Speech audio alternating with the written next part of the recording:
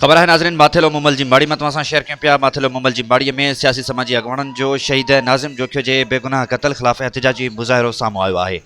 लियाकत बोसदार जी report मुताबिक़ माथेलो मोमल जी माड़ीअ में शहीद नाज़म जोखियो जे खून सां इंसाफ़ कयो। मोमल जी माड़ीअ जे सियासी समाजी अॻवाणन जो भिटाई चौक ते एहतजाजी मुज़ाहिरो।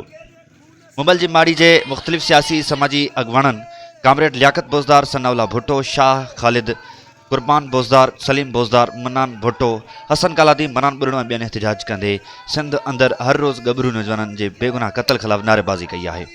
उन्हनि जो चवणु आहे त सिंध अंदरि रोज़ानो हर रोज़ बेगुनाह नौजवान क़तल कया पिया वञनि, पर हुकूमत सिर्फ़ नोटिस वठण में पूरी आहे। हुननि चयो त नाज़िम जोखियो जो क़तल समूरी इंसानियत जो क़तल आहे।